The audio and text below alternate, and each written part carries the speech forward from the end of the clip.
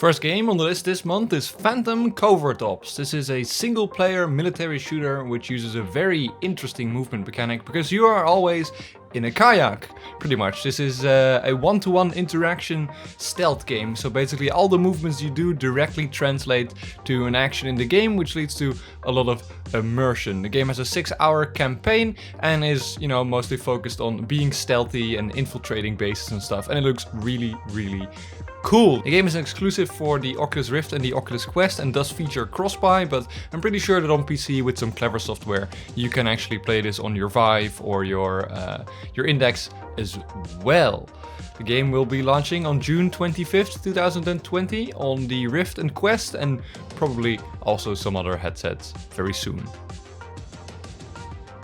And next up is Panther VR, another VR stealth shooter. This one uses a traditional movement system where you can just, walk around with a thumbstick or teleport or whatever. The game has a great focus on just guns and melee combat in the classic sense.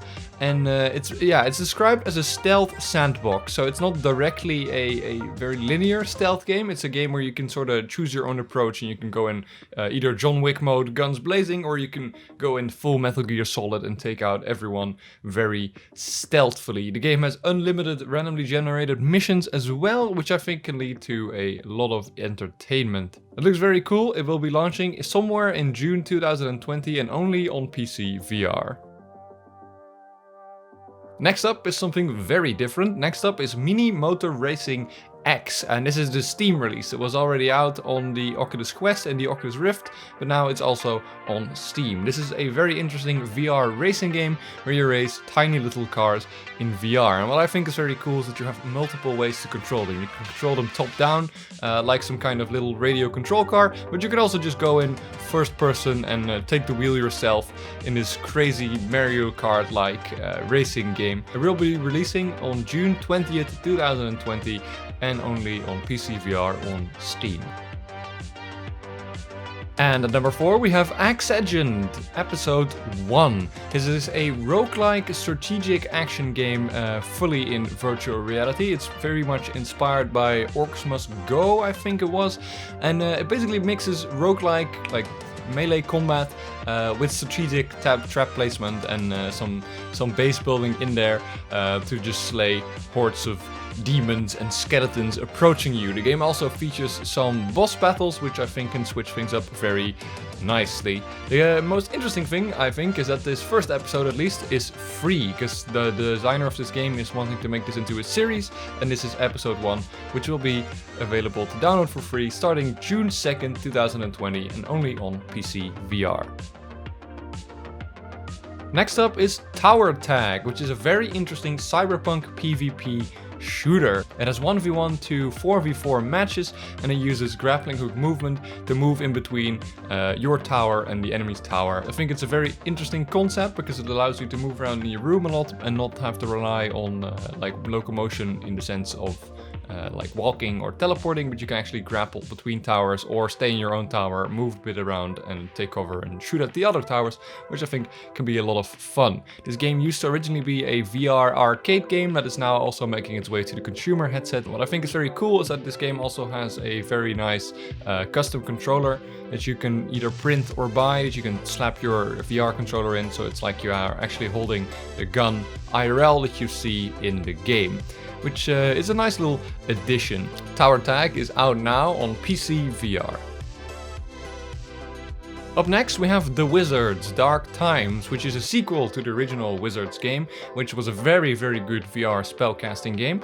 And this game is basically the sequel to that. It is a true single-player experience with a long story and boss battles and plenty of things to explore, and of course the very cool spellcasting combat we know and love from the first game, but this time it has been enhanced with all sorts of new spells and new things to do. The game will also have plenty of post-launch support, such as a survival mode and a new game plus mode, which allows you to get a little extra fun out of this game. This game will only come to PC VR and is launching June 4th, 2020.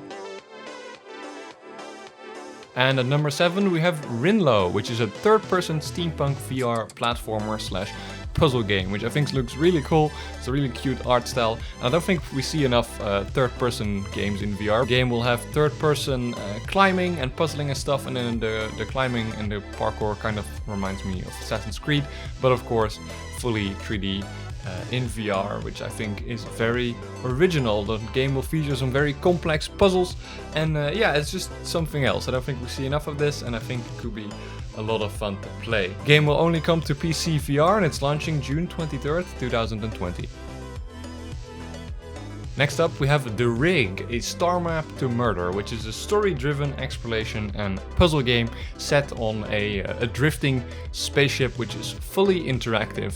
And by solving puzzles and going around and sort of escape rooming your way through the spaceship, you will also uncover a noir-esque story, which I think is very interesting, and it also has a really cool looking art style. I really can't wait to explore the spaceship in this game. And yeah, what I think is a very cool aspect is that you're uncovering the story, but the puzzles you're doing are also to help you figure out how to land the spaceship and not drift off into infinity, which would be very unfortunate. And yeah, this could be very cool. It is only coming to PC VR and it's launching somewhere in June 2020. And next we have Davigo, which is a really cool asymmetrical multiplayer game. It puts up to 4 PC players versus 1 VR player, which can be a ton of fun at parties when you only have one headset. Like, let's be honest, most people do. Most people don't have multiple.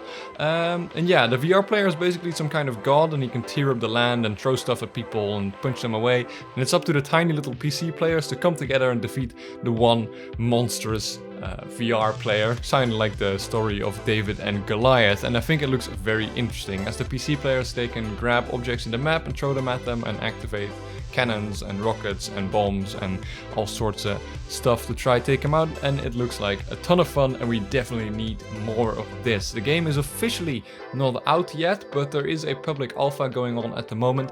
In the description there is a Discord link that you can go to, and there you can claim a free code to try it out for yourself and with your friends, at a social distance, of course. So be sure to check that out.